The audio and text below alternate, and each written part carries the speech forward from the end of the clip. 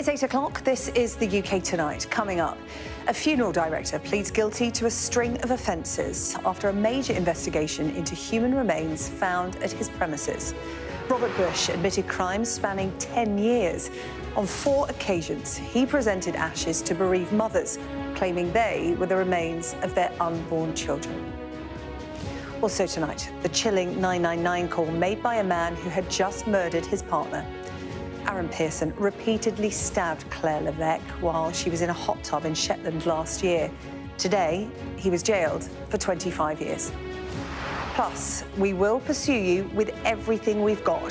The government speaking out as the PPE firm linked to Baroness Moan misses the deadline to repay £122 million for breaching a COVID contract. And I'll be speaking to Red Roses captain Zoe Allcroft about the future of women's rugby as she gets used to life as a Rugby World Cup winner. All that's come and much more on the UK Tonight.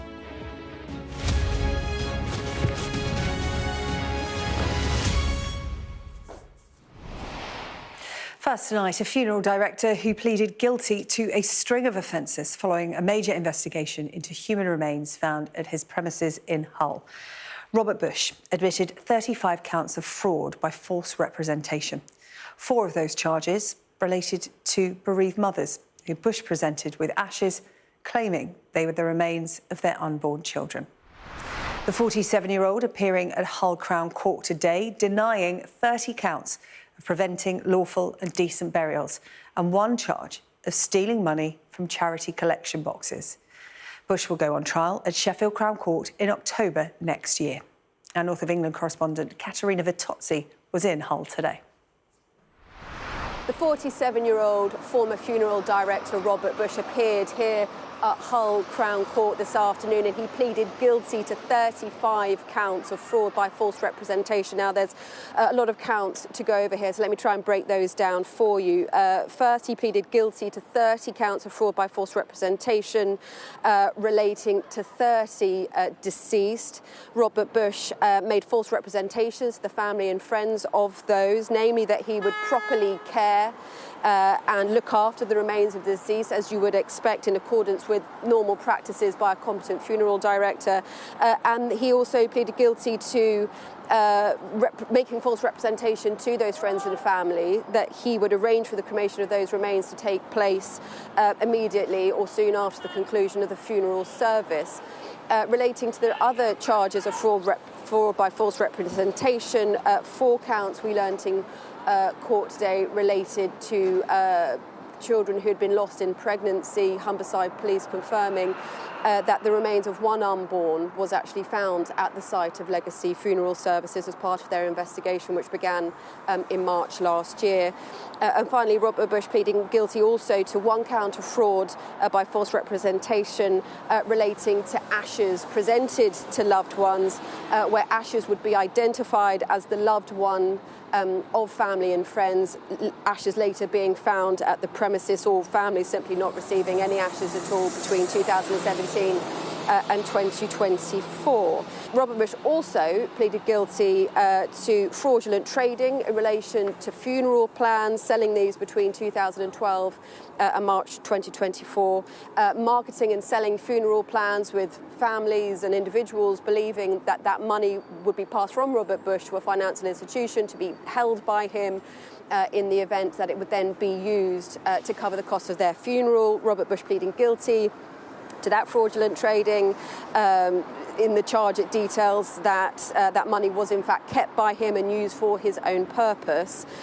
However, Robert Bush today pleaded not guilty to 30 counts of preventing a lawful and decent burial, and also not guilty to a charge of theft from charities, including Macmillan Cancer Support, Dogs Trust and RNLI. And for those charges, he will be standing trial in Sheffield Crown Court in October next year. A man who murdered his girlfriend in a hot tub on Shetland has been jailed for life. 24-year-old Claire Levesque was repeatedly stabbed by Aaron Pearson at his mother's home in February last year. Today, a court heard how Mr. Pearson confessed to the killing in a call to 999. Hi, my name is Aaron Pearson. Who are you? I just killed my girlfriend in a hot tub in the garage at Ringville, the Annex, Stannis. What's your Shetland. girlfriend's name? Claire Levesque. Pearson was found guilty of Ms. Levesque's murder following a trial at the High Court. He was sentenced to a minimum of 25 years behind bars. Your own evidence was, in my view, a considered view, an exercise from start to finish in victim blaming, as you sought to denigrate, quite disgracefully, the character of Ms. Levesque.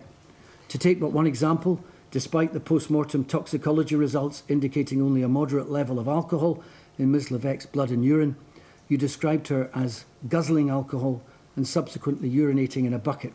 Such was her level of intoxication on your account. You described her then drinking brake fluid and rolling around in her own urine. Such abusive and derogatory remarks about your victim continued throughout your evidence. I will not dignify these by repetition. This malicious, vindictive and wholly fabricated account suggests certainly to me that you have sought to continue to humiliate your victim after her death, even in this courtroom in the presence of her grieving family. This was, of course, not the first time that you had attacked Ms. Levesque to her injury. You had done so on multiple occasions during her short stay with you in Stannis, Ms. Levesque having only arrived there with you in October 2023. The government has vowed to pursue a company linked to Baroness Michelle Moe after it missed a court deadline to pay back almost £122 million. The Department for Health sued PPE Medpro, led by Baroness Moe's husband, over defective equipment it supplied during the COVID pandemic. The High Court ruled the company was in breach of contract and gave it 2 weeks to repay the money. Our business and economics correspondent Paul Kelso has more. This is Baroness Michelle Moe and her husband Doug Barrowman, and today was the deadline for the company he founded and she promoted to repay millions received for faulty PPE. Well, now we've had confirmation it has not been repaid, and Health Secretary Wes Streeting says he will pursue PPE Medpro with everything we've got to get these funds back where they belong in our health service. So what chance of getting the money back? A reminder, all of this stems from a deal between PPE Medpro, the company founded by Doug Barrowman, and the Department of Health. And in May 2020, at the height of the rush for PPE, the government set up a VIP lane to allow MPs and peers to recommend PPE providers. Baroness Moe sent these emails, one to Lord Agnew, another one here to Michael Gove, recommending the company, although for several years publicly she denied playing any part. But a month later, PPE Medpro was contracted to provide 210 million face masks for £81 million and 25 million sterile gowns for another 122, a total of £203 million for a company that only existed for a month. And while the face mask contract was fulfilled, the gowns did not meet sterility standards. They were rejected as unusable. The Department of Health then sued, and PPE Medpro was found to be in breach of contract. Here are the words in the judgment. They were ordered to repay £122 million. And in fact, Wes Streeting now says they owe another £24 million on top in interest, with a further 8% interest payable until the bill is settled. But there is a problem. It is PPE Medpro that is liable. And the day before that judgment, it filed for insolvency, meaning an administrator is now in charge. In its latest accounts, if they're looking for the money, here are the accounts. They show assets in the most recent of just £666,000. So where did the rest of the money go? Now, Doug Barrowman has admitted PPE Medpro earned around 30% profit on the deal, call that £65 million, and around 29 million of that was paid into a trust of which his family, including Michelle Moe and her children and his, are beneficiaries. But she insists this is not the same as her having the money. In a letter to Kemi Badenoch, she explained, "It is a trust set up by my husband for the benefit of all our kids, not just mine. I have no entitlement to any of this money whatsoever." Now, Doug Barrowman and the other founders of PPE Medpro say they are willing to discuss a settlement with the Department of Health, but the government doesn't sound in any mood to accept. But if the administrators can't find the money, and remember, it is the company that is liable, there is a chance the taxpayer will end up with nothing bar more legal bills. The government says it will publish 3 key witness statements in the China spying case amid a deepening political row. Downing Street has been under pressure over its handling of this case, which saw a former parliamentary researcher and a teacher charged with passing sensitive information over to China. They have both denied these allegations. Our political correspondent Tamara Cohen explains. Two men accused of passing secrets to the communist regime in China, and then the case dramatically dropped. The row about why Christopher Cash, a former parliamentary researcher, and Christopher Berry, a teacher, who insist they're innocent, never went to trial, is deepening. For days, the government and the Crown Prosecution Service, who brought the case, have publicly blamed each other for it not going ahead. Prime Minister. Today, Keir Starmer under pressure to set the record straight. May I update the House on the China spy case? I'm deeply disappointed by the outcome. We wanted to see prosecutions. In recent weeks, there have been baseless accusations put about by the party opposite. Let me set out the facts. The relevant period was when these offences took place. That was under the Conservative government between the years of 2021 and 2023. The opposition, Kemi Bell. The leader of the opposition claimed it was a cover-up. A serious case involving national security has collapsed because this government is too weak to stand up to China. The charges were brought under us, the case collapsed under them. Can the Prime Minister tell us what changed and what collapsed the case? And then this commitment. Mr. Speaker, I've said I will publish the witness statements in full. The whole House will then see exactly what was set out. In March 2023, the two men were arrested under the Official Secrets Act. A year later, in April 2024, they were charged with espionage offences, accused of gathering and providing information to China prejudicial to the safety or interests of the state. In July, Keir Starmer became Prime Minister and the government provided additional information to prosecutors. In October, Cash and Berry pleaded not guilty at the Old Bailey. On the 15th of September 2025, prosecutors dropped the charges, saying the evidence they had gathered did not meet the threshold to continue.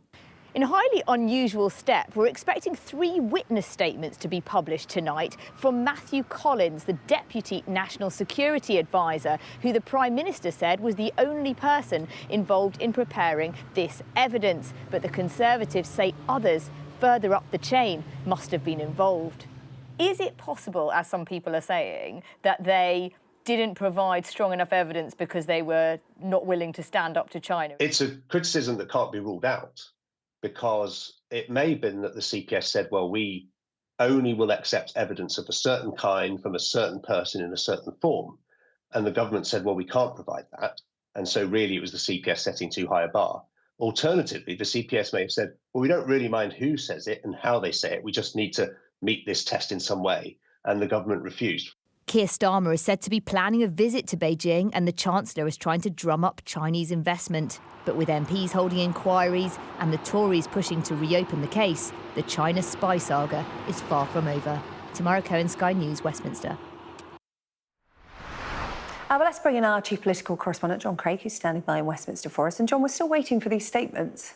8 hours after the Prime Minister promised them, yes, the wheels of Whitehall move very slowly, don't they? You'd have thought when the Prime Minister made the announcement at noon at PMQs that he was going to publish them, the government might have them ready. We're expecting them to be published on the website of a committee called the Joint Committee on the National Security Strategy. Now, there have been a number of developments in the past couple of hours. First of all, the MPs who chair that committee and 4 others have all been to see the Director of Public Prosecutions. That's Stephen Parkinson. He is sticking by his story that the government, the threshold for a prosecution, a successful prosecution, was not met, as we heard in Tamara's report. So Mr Parkinson was meeting Karen Bradley, former Tory Cabinet Minister, chairs the Home Affairs Select Committee, Andy Slaughter, the Justice Committee, Dame Emily Thornberry of the Foreign Affairs Committee, and also Lord Beamish, better known as Kevan Jones, the former Labour Defence Minister, who chairs the Intelligence and Security Committee. Now, it seems that those committee chairs were not particularly impressed by what they heard, and they said in a statement afterwards, they discussed the reasons for the recent dropping of the charges against these 2 men, and they're now going to consider what further action to take. Well, what that means, I guess, is that they're going to launch some inquiries, at least one, possibly more of those 5 committees are going to announce and launch inquiries, public inquiries, taking evidence if they're able to do that. Spooks won't want to give evidence, of course. They never do. Another development is that Tom Tugendhat, who is the former Tory security minister, has backed a claim, a controversial claim made by Dominic Cummings, the pantomime villain of the Boris Johnson years, that China stole classified state secrets. Well, the Cabinet Office says we don't comment on that sort of thing, but Tom Tugendhat says that's correct. This all comes after a real ding-dong in the House of Commons. Sir Keir Starmer quoted James Cleverly, former Foreign Secretary, and Kemi Badenoch, former Business Secretary, saying that when they were ministers that China was not a threat. Well, Mr Cleverly, Sir James, as he now is, leapt to his feet and said, "You've not quoted me accurately, you've quoted me selectively." So the Prime Minister will hope these documents perhaps help him a bit to bring this row to an end. That's not going to happen, though, because Kemi Badenoch and her senior team have promoted a video tonight showing their determination to keep this row going. So the PM may be hoping that it goes away. It's not going to go away. OK, John, thank you. John Craig with the latest there from Westminster. A police marksman has been cleared of misconduct after shooting and killing a man in 2015. 28-year-old Jermaine Baker was part of a group waiting to free 2 men from a prison van as they travelled to court to be sentenced. The Metropolitan Police officer, known only as W80, shot and killed Baker and was then accused of breaching standards on the use of force. The case was dropped today, nearly a decade on. An astonishing 10 years after the incident of having to once again justify his actions to counter a very real threat that he believed that he and his colleagues faced that day. It goes to the very heart of the imbalance in how police are held accountable in this country. Too often, I see the trauma of good officers who are prepared to confront dangerous criminals, but are then left destroyed by a broken, bureaucratic and slow system of police accountability. We must overhaul how policing decisions, which are taken in split seconds, are later reviewed with the benefit of hindsight on freeze frame. Indeed, the current system allows criminals and their legal teams to weaponise those decisions against officers, undermining their confidence to pursue criminals or to use force. In other news today, the Chancellor has hinted to Sky News that next month's budget could include both tax rises and spending cuts. Rachel Reeves said Brexit, austerity and the Liz Truss mini-budget have all played a role in damaging Britain's economy. She was speaking to Sky's deputy political editor, Sam Coates. Economic growth is the #1 mission. Growth is the #1 mission. Growth. Growth. The government says growth will fix everything, but they don't have it yet. We haven't been building enough and we haven't been growing enough, and this is about trying to turn that around. Now, in an exclusive interview with Sky News, the Chancellor has conceded for the first time there will be yet more economic pain in the budget next month. There are tax rises coming down the track. Yeah, but I think that this government are making...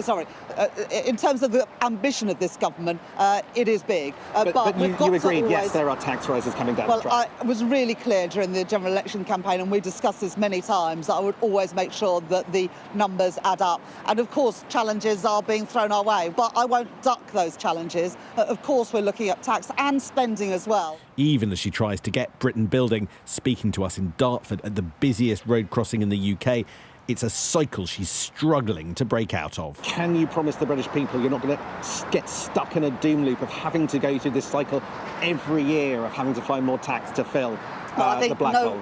Nobody wants that cycle to end more than I do, Sam. That's why that is why we're putting all the effort into growing our economy. In a conscious shift by this government, she says Brexit is to blame for the black hole. Austerity, Brexit, and the ongoing impact of Liz Truss's mini-budget, all of those things have weighed heavily on the UK economy. Already, people thought that the UK economy would be 4% smaller because of Brexit. Now, of course, we are undoing some of that damage by the deal that we did with the EU earlier this year, but there is no doubting that the impact of Brexit is severe and long-lasting.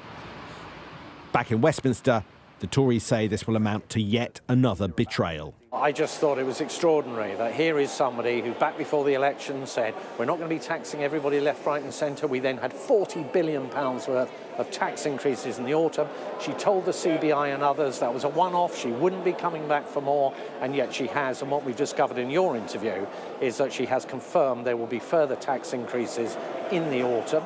Dismay too from many Labour MPs, including this former cabinet member.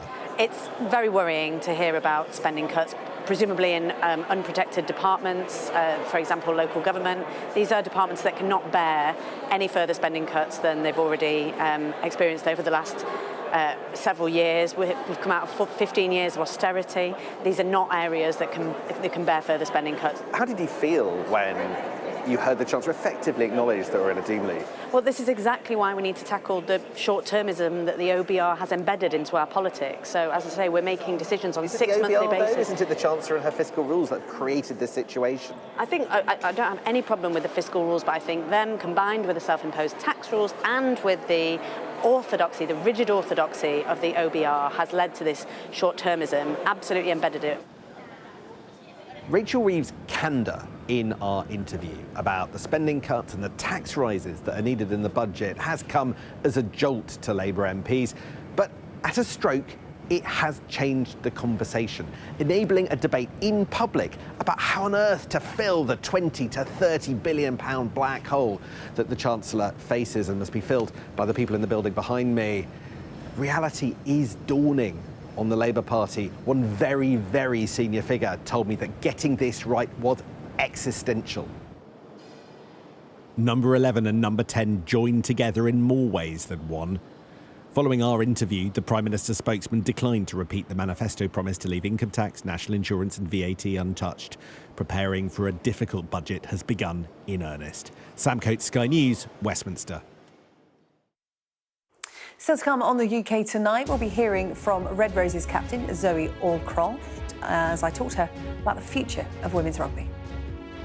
Also ahead, why Premier League players will take the knee this weekend for the first time this season. And we'll hear all about the Sumo wrestlers making London their home for the next few days.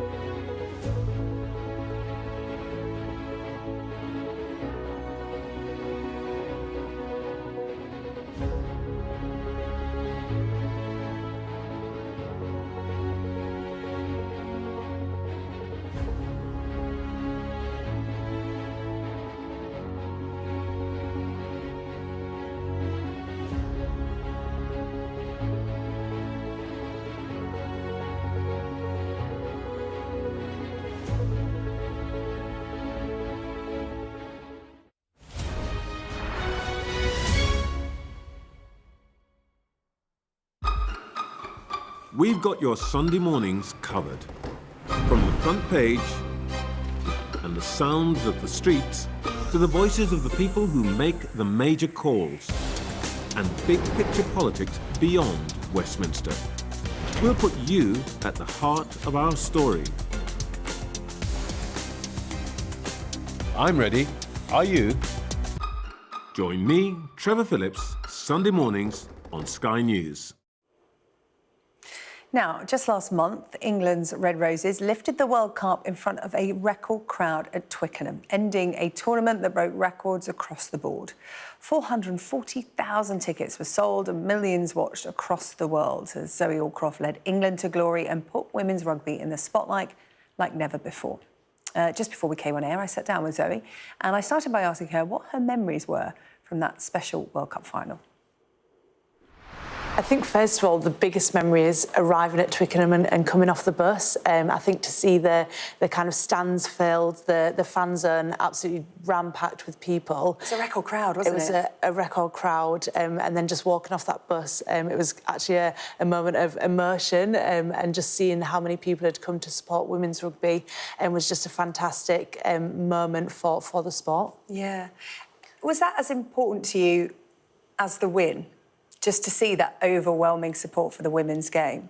I think definitely that was a big factor around it. Like when we were preparing as a squad, we spoke about it wasn't just about having the success of winning. We also wanted to inspire a nation, inspire the next generation of young women, young sports people. And I think seeing that at Twickenham on the final day was like an incredible feeling to think, wow, we've actually built something so phenomenal that hopefully now it can just project on and we can get young women into rugby and playing and become Red Roses one day. Yeah, I was watching it on the TV like everyone else, but I had a couple of friends who were lucky enough to be there and they took their young daughters and they just said it was a really celebratory atmosphere, obviously, because you just won the World Cup, but it was also really emotional as well, particularly for the young girls watching. And England had sort of, well, you'd sewn up the game, hadn't you? You knew with around 15 minutes to go that you'd won the World Cup. What was it like trying to keep that emotion in check until the final whistle? Yeah, I think I kind of realised about 12 minutes on the clock to go when Alex Matthews had scored her second try. I kind of came back to receive the kickoff and I seen my family in the crowd and they were like giving it the big come on, and I literally like welled up and I was like, not now, Zoe, literally 12 more minutes to focus. Yeah, just stay in the game and yeah, it was like, I think it was a time where we could slightly ease off a little bit and just enjoy what was the atmosphere in those last 10 minutes of the game. Yeah, and then that final whistle. That final whistle. I bet that's the blurry bit, isn't it? That is the blurry bit, but honestly, I just had so many feelings that it just all came out in that moment, just being able to celebrate with the special group that we have and to do it in front of 2,000 people, and the fact that it has kind of built up to that moment for not just the World Cup that we've seen, but for the years and years before that as well, like all that emotion just coming to that one moment. Yeah, it's not an overnight success, No, is it's it, not. by any means? And you have had some time to celebrate. I know you went away with your husband, but you also celebrated with your fantastic teammates as well, a couple of nights in Ibiza. Tell me what you can about that, because the key thing about this squad, this team, is how close you are in terms of, you know, playing the game, but also being ambassadors for the sport. You know exactly what you're doing and how many young girls, women, boys look at what you're doing and, you know, take your lead. So you're all bonded in that way as well. What were the celebrations like? I think from the moment that final whistle went, the celebrations begun. And yeah, we had kind of 3 days as a team to celebrate it all together. We did various things like Lady Gaga, we had Battersea Power Station. Oh, great. But obviously the highlight, we wanted to spend more time together. So, yeah, booked a 4-day trip to Ibiza. Everybody came back unscathed, all good? Everyone came back unscathed, just about. But a few sore heads, but... Yeah, well, there was no time to recover from any sort of sore head because you've more or less gone straight back into club rugby. You were back, in fact, Monday this week. What was that like, going from literally top of the world back to club rugby? Although it's not, you know, a step down because you've won 3 consecutive titles with your home club, Gloucester Hartpury. I'll be honest, it was a really weird feeling because obviously you're on such a high and then you have to realise that life does actually go on and you've got other things to now focus on. So, yeah, it was a bit of a mishmash of emotions, but I think it's been nice because we've had a little refresh up at club. We've got new coaches in, we've got some new girls in. So actually, when I did get into club and then started training, it just became natural again. And then you set your new goals, your new focuses ahead of the year. But, yeah, it's just slowly getting used to it again. Yeah. What's your focus now? Because as I said, with your club rugby, you've won 3 consecutive Premiership titles. You've just won the World Cup. I mean, what else is there to win for you? What's your focus now in the game? Well, I think one thing that really helps is the competitiveness that is kind of instilled in me. So still wanting to get those wins and to push on and to be a better athlete as well. And I think it helps that women's rugby, we've kind of seen how good it can get over this World Cup, and we want to progress our performances as well. And there's not a ceiling on women's rugby. We can go as far as we want, and we can get better and better. We can get more stronger, more powerful, faster. We can up our skills all the time. And I think that's a really important bit of how we push on with the game. But also, I kind of had a realisation yesterday with the young girls that had come into the squad about how I can help those girls with sharing my knowledge to them and help them progress up and become Red Roses as well, as I'm playing alongside them and training alongside them as well. So now I feel like I can help them a little bit more instead of having my full focus, which I still will have that, but also help the next generation come up as well. You're doing your bit in sort of securing the future of the game and growing it as well. But I know that your Red Rose teammate Ellie Kildan has told our colleague at Sky Sports that girls playing rugby shouldn't be an anomaly, and rugby coaches and players have called on local councils to increase engagement and funding for the sport. And, you know, some councils are doing that. I know the London Borough of Merton being one of them recently, committing money to the game. Your World Cup win, are you confident that that is going to improve funding for the game, get that next generation, the generation after that in? I do. I really hope so. We actually had Rugby Fest the week after the World Cup, which is where we all went into our local clubs.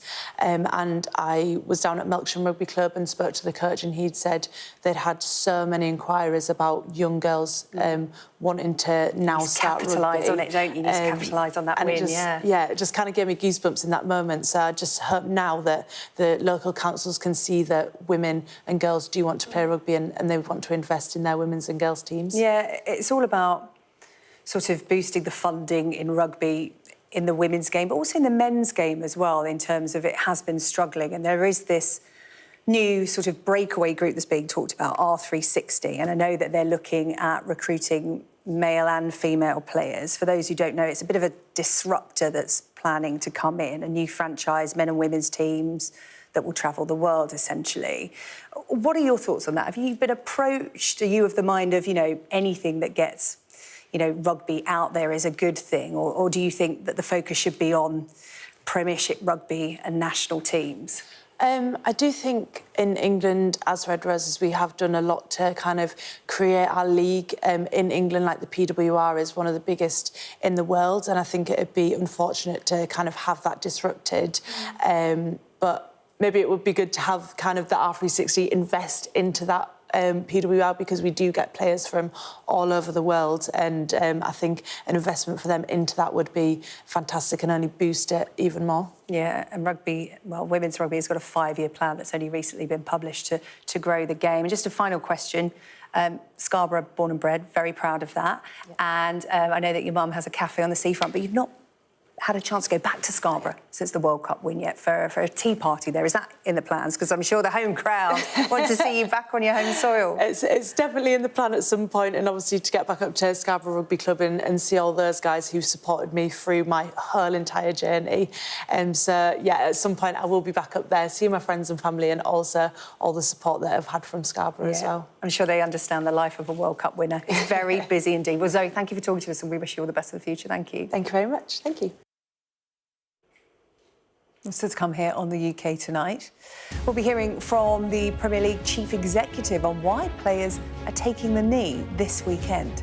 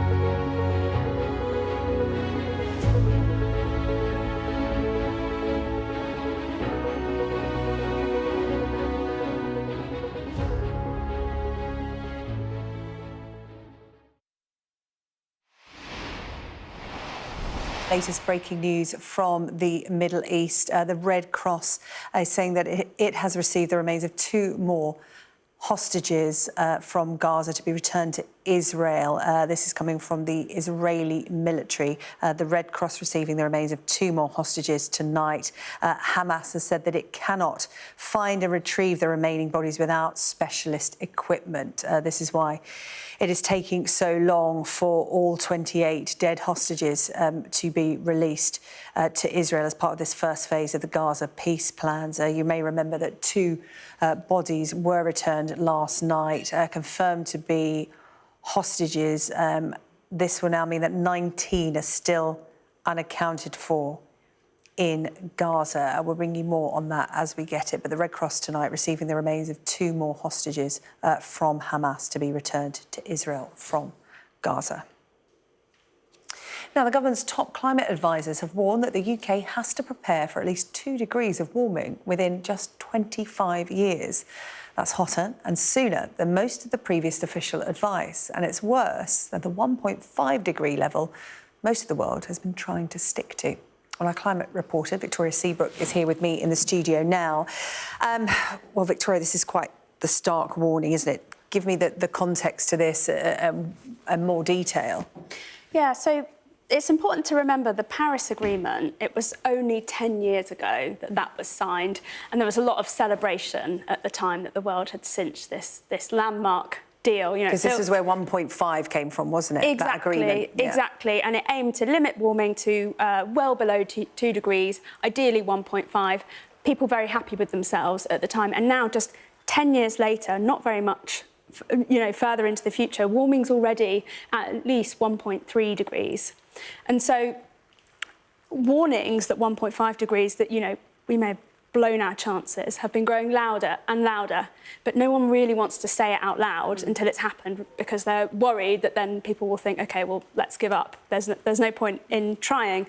So this warning from the Climate Change Committee, which is the country's top advisors, it spells it out in the starkest terms, yet it's as tacit acknowledgement of the fact that we're going to miss 1.5 as it gets, although they are at pains to say, it's still not impossible, we might bring things back down. And it might sound a bit abstract, these numbers, and not like very much difference, 1.5, 2 and so on, but bear in mind, these numbers are averages, so they smooth out much bigger extremes. And we've already seen, 40-degree heat in the UK, and there's some other warnings that they have in their letter, and they spell out what 2 degrees will look like in the UK. So it includes time in drought in England. That is expected to double in some areas on average. We saw drought this summer, of course. Sea levels are expected to continue to rise for tens to hundreds of years, no matter what we do, because the system moves quite slowly. Some of those changes are already locked in. Peak rainfall up to 15% more intense. And the wildfire season is going to be longer, continuing into autumn. Very high-risk days will double. So although these numbers sound small, this gives a sense of how big an impact they can have, and that's why the committee is saying it's time to start thinking about this really seriously. Yeah, that warning is loud and clear. Politically, what is being done to slow this, stop this? Is there a will there? We talk about climate change and politicians, talk about it in abstract and real terms, but where is the political will? What's happening behind the scenes? The politics around this is actually really interesting, particularly at the moment. Now, the Labour government, they know that this is an issue, adapting to this changing climate, and they ask the advisors for a target in the idea that doing so will kind of kickstart government to start, if they know what they're aiming for, then you can adapt your, boiling hot classrooms and exam halls and overheated hospitals, flooded railway tracks, those sorts of things. But among other parties, Conservatives and Reform, at the moment, they're saying, actually, a lot of what we've been doing on climate change, it's too expensive, we're going too quickly, let's take our foot off the accelerator. And there is a debate about how quickly to go and who benefits, who misses out. But if you're going to do that, if you're going to say, let's slow down on trying to tackle climate change, it begs the question then, well, what are you going to do about those increased impacts, and that's something that any party is going to have to deal with. Yeah, 2050, not that far away, puts it all into perspective. Victoria, thank you, Victoria Seabrook. They're talking about that stark warning about the rising climate, particularly here in the UK, not just globally. Thank you. Now, Premier League players are going to take the knee this weekend for the first time this season. It's part of the league's No Room for Racism campaign. But players could decide to opt out amid ongoing debate about whether the gesture is actually effective. Our sports correspondent Rob Harris has been speaking to the Premier League's chief executive. The importance of the message is never diminished. After 5 years, this anti-racism gesture is being seen less. But the boss of the Premier League tells us players will take the knee for the first time this season, this weekend, marking Black History Month. Is taking a knee still effective? It's always been their choice. It's never been something that has been forced upon them, either collectively or individually. They had another discussion in the summer, as you know. They're going to do it really at the No Room for Racism match rounds this year. And we then decide whether they want to continue or stop. So I think that they want to make sure that whatever they do, it's effective. Football frames racism as a societal problem requiring education. What do you think diversity means? It doesn't matter about cultures, it matters about all of us are humans. Diversity is like what makes you different. Richard Masters has come to this West London school to see the Premier League's anti-discrimination and diversity scheme in action. Antoine Semenyo was subject to a racist comment from the crowd. But this is a season that began with Bournemouth's Antoine Semenyo reporting being racially abused at Liverpool. The Premier League is a very permissive environment. Very few other places you can come and scream and shout and support your team. But I think that fans know where that line is. No violence, no threat and intimidation, and no discrimination. If you do, then you'll be dealt with. And Sky News revealed last week police are investigating more than 4 times as many online racist incidents this season in English football. You know, social media is a thing. You can't roll it back. And obviously we want our fans to be served on social media platforms positively. We don't want that to stop. The bit we want to stop is the online abuse, and we're very restless about that. What is it you think would actually help to eradicate this racist abuse, particularly online, or is there almost a reluctant acceptance now it's going to exist, it's just how quickly it can be removed? I just simply don't think it should be part of a professional footballer's life to have to put up with this sort of stuff, which is why we're taking what action we can. Would you prefer it if there were identity checks for everyone to use social media? But obviously anything that makes it easier, I would be, in principle, supportive of, but I think that goes to a lot of other issues about freedom of information. At Premier League HQ, they feel Elon Musk's X and Instagram owner Meta are cooperating. It might not seem that way to players receiving the hate. As you can see, you could only imagine what this must be like when a player has finished a match. If we swipe through, you can see a variety of the messages that get sent. And Tim Cooper, who investigates racism, is calling for extra protections. The platforms can do more by changing their algorithms, looking at the opting in to see abuse rather than perhaps opting out of seeing it. That would be a step in the right direction. And ultimately, it's for us to keep trying to push cases through and get good real-world deterrent actions alongside law enforcement and other enforcement bodies around the world. Police told us they want to bolster the racism fight with a new unified footballing entity. It is a hugely collaborative effort. And we also want to do what we've learned in this space. We want to share that with others. It's very much gone beyond just a text rant now, which is obviously bad enough. But now we're seeing that people are using images to create, some of the most offensive things that you could imagine. I think video will be something in the future going forward that could be a problem. And we have seen that with deep fakes. But again, our monitoring will hopefully be adept enough that we are able to pick this up and then deal with it when it comes through. It can seem a lot of the abusers are becoming more savvy and very calculated by changing phrases, mixing up letters to still send the racism and hope it isn't detected. Exactly that, and that's when working with the platforms is so important, so that you can go to them with new spellings or new things that people are trying to circumvent particular filters or particular AI algorithms, and then they will hopefully add them in, or we can push them if we see them more often to add them into their searches. But the fear for so many players is still that just for being black, football can feel an unsafe environment, whether in stadiums or on the very platforms used to promote the Premier League. Rob Harris, Sky News.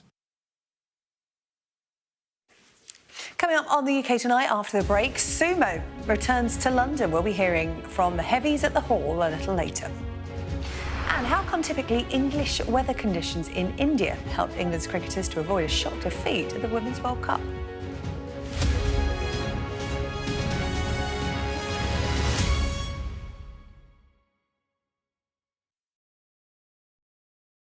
First Minister, how are you? Good morning. Good morning. Nice to see you. How are you feeling? Looking forward to getting into the parliamentary chamber. Are you any further forward to making a decision? I'm not. No, it's an important day today. All of the claims were in line with my parliamentary duties, so I'm making that clear to you, Connor. He was a Scot through and through. He was a very good politician. Alex Salmond was controversial, he was a disruptor, but above all, he was respected. Will you resign if you lose this week? Again, I'm not planning to, of course, lose the vote of no confidence. I'm planning to win that vote of no confidence. His face said it all. My intention to stand down as party leader. This is now a storm with deadly consequences. How are they feeling? They're a bit scared at the minute. We've been told to evacuate. How are you feeling? Devastated. Hundreds of homes were wiped out by flooding. I'm Connor Gillis, Sky's Scotland correspondent. It was probably the darkest time in my life. Scott is 5 years sober after a cocaine addiction left him close to death. Scotland has a shameful record, worse than England, the worst in Europe. So why not just say you've failed, because then you might get more respect from families who've lost loved ones. This is where one of the UK's most prolific rapists thought he'd got away with murder. Sky News can reveal that former sex workers had told police he was sexually violent. My Emma. Free wherever you get your news. It's over, isn't it? The Americans say he is Rossi, a fraudster. This has been one of the most bizarre cases ever heard in a courtroom in this country. A dangerous murderer. Do you think you'll ever be able to forgive Andrew Ennis after this? She said she can forgive him, but as long as he's behind bars. By doing the right thing, it's destroyed your life. They terrorised me. They intimidated me. I'm so grateful. Sky News, the full story first. What might happen if Russia attacked the UK? This is clearly an enormous show of force. It is definitely out of the ordinary. We ran a war game with former ministers back in the hot seat. Ben Wallace. Amber Rudd. Jack Straw. It's the kind of war game that's genuinely tested inside government. The Russians are signalling that there may be an attack. Russia knows our weaknesses, but do you? I'm Deborah Haynes. From Sky News and Tortoise, this is The War Game. Listen wherever you get your podcasts.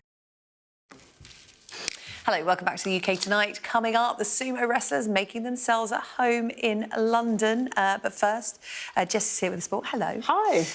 Now, late into the cricket season, we are very used to saying bad weather stops play, and we're normally pretty disappointed and frustrated by it. But not England today. Out in India, the rain coming to their rescue in the Women's World Cup. Yeah, I think the rain gods were actually on England's favour. Never normally happens, so let's take advantage of it. Right, we're not usually celebrating bad weather and rain, are we, here in England? But look, at the halfway point in their match, they were 79 for 7, which is not good, India. Dreadful. It's not good for England. Then the rain came, delay. They're out in Colombo, by the way, and the rains were just, look at that, pouring down. England were able to continue after that delay. They finished their innings. They made 133 for 9, and then more rain. So they got called off again. Pakistan had to come back with a revised target of 113. And Pakistan, they started well, considering they haven't won a single match at this Women's Cricket World Cup. They started well, 34 without loss, and then rain stops play once again, and that was for the final time. Match abandoned, no results. Demoralising for Pakistan, because that would have been their first win against England in a one-day international, but wasn't to be. Yeah, but 3 sweet little words for England, a big sigh of relief. And in terms of the cup, where does that leave England now? Well, don't panic yet. Okay. Don't panic yet, England fans, because you're still top of the table. They're still unbeaten. And they do have some really experienced players in their midst, the likes of Nat Sciver-Brunt, the likes of Heather Knight. It could all still pick up for England and go really well. So lots to look forward to for England, and lots to look forward to, SJ, in this bulletin coming up. We've got football to talk about.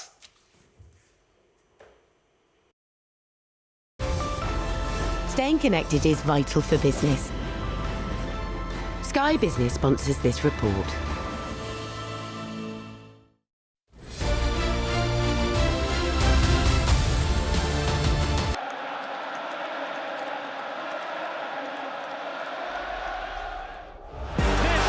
Typical Touré, absolutely brilliant. Yaya Touré tries to place it and does. Yaya Touré may just have delivered the Premier League title as well. When I started from my academy, I always loved goals. During my career, he was thinking about me not defending or running backwards, but I always keep in my mind always in the same way, like enjoying football, share that with fans, and be happy with something, you know what I mean? Because I've never been happy chasing people. I've always been happy when people chasing me. I was playing midfielder, and sometimes I have to do my duty as defending, try to protect the fullbacks. But it's only one ball. Two guys can do that. Me, I have to attack, and I've always been obsessed with goal. You're a product of the ASIC Academy in the Ivory Coast. It's produced loads of amazing players. What was special about that academy specifically? Yeah, it's pure about football and passion than desire, you know, and the young. Sky Business sponsors this report. Now, staying with sport, one of the UK's most iconic venues is hosting Japan's leading sumo wrestlers for 5 days. London's Royal Albert Hall is holding the Grand Tournament. Steve Rogers from Sky Sport News went down to take a look. It's a sport that spans the centuries.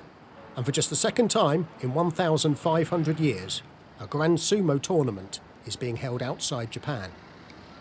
34 years after the top wrestlers or rikishi last came to the Albert Hall, they're back, and led by the two Yokozuna, or Grand Champions.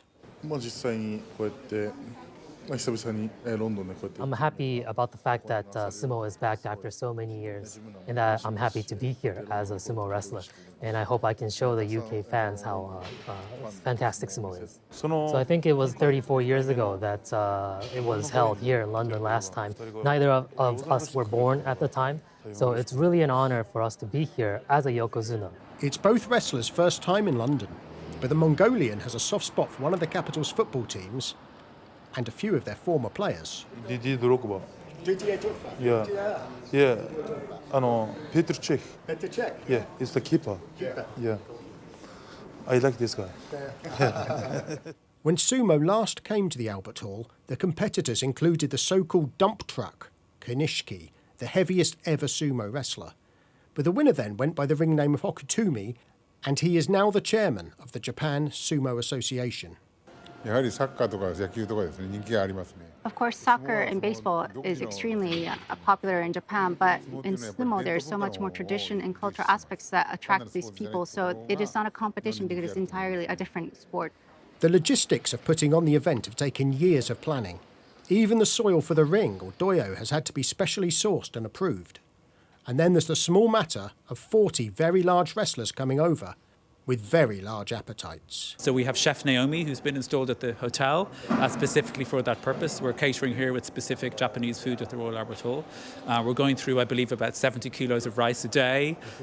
Somebody told me that the wholesaler for the noodles have run out of noodles. So we're really pushing the system here. The rikishi aren't the only Japanese icons in town, but they're following in the footsteps of some sporting greats. We have a very rich tradition here of staging sporting events, going back to boxing and Muhammad Ali, and even before that, when we had marathons being run here in the hall. This is, another fabulously unique event to take place. So the finishing touch has been put to the doyo, and it's on that stage, in this grand arena, that the heavyweights of the world of sumo will do battle for the next 5 days. Steve Rogers, Sky News, the Royal Albert Hall.